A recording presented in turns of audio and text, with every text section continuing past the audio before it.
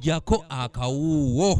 Omuwandiisi era nga ye mubazi w'ebitabo mu ssettendekero ya Muni mu Arua disitulikiti Reverend Father Dr. Odubuka Picho Epifani ategeezezza nga bali mu katolo okusoomozebwa kwe basanze mu kusomesa abayizi nga bayita ku mutimbagano ng'emu ku nkola yateekebwawo gavumenti okutangira ku nsaasaanya ekirwadde ekya COVID-19.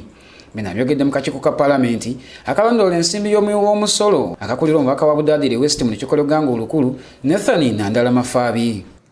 All this make it clear that we shall not be able to graduate the cohort that will graduate on the 11th November 2020 as our day set for graduation. Ono agenze mu maaso n'alaga bwe yaliikirivu kwongera ekirwadde kya COVID-19 gye kitaataganyizaamu ebyensoma mu ssettendekero ono wabula omubaka Mafaabi ono amwanukudde n'amugumya ku nsonga eno. In some programs like those for teachers, they have to go for school practice. Now they couldn't go for school practice because they were at home, but even if you call for the university students to go back to the university, not come from West who had been blocked should study so that you do the exams at once. So in that year there were 2 graduations. Yes. You understand? Yes. Those who were blocked and those who had come. Yeah. So likewise, don't worry, you can have 2 graduations in Reverend Father Picha asinzidde mu kakiiko kano n'ategeeza nga mu yunivasite bweweebwa embalirira entono ddala buli mwaka ekiro kigireetedde obutakula nga zinnaayo endala.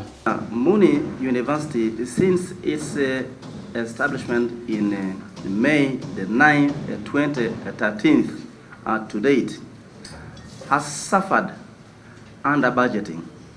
The budget we are given is by far inadequate to allow us carry out our mandates as we ought to. Oluvannyuma ssentebe w'akakiiko n'atandise okukunya abakungu bano nga babuuza ensaasaanya ya ssente ze baabawa mu mbalirira y'omwaka ogw'ebyensimbi oguwedde ogwa 2019-2020. What did you get? What did you spend? And that does not only mean only financial, No. it means also non-financial. Yeah. You had resources like staff, how did you utilize them?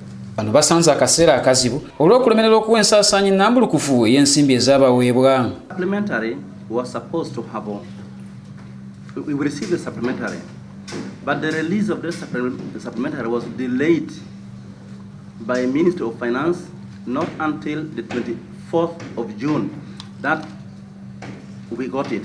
And that very same. You are saying you got money towards the end of the financial year?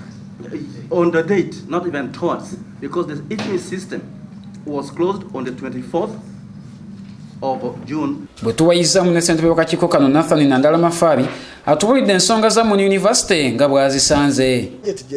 Gye bagitwabawa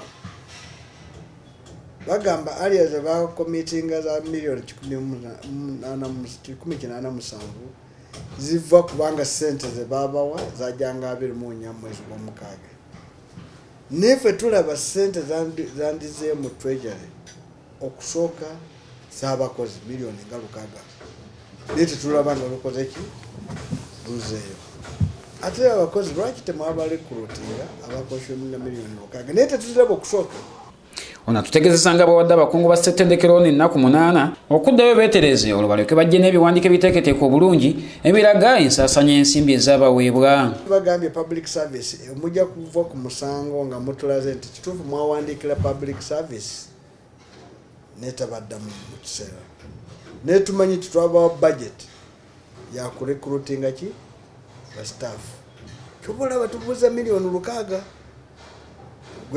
tetuziraba nga zizzeeyo ate mu kitabu tetuziraba ate temwalikola ki temwarekrutinga. Nze Shafiru Mwesigye ku lwa ABS Television. Our honest appeal that some efforts be made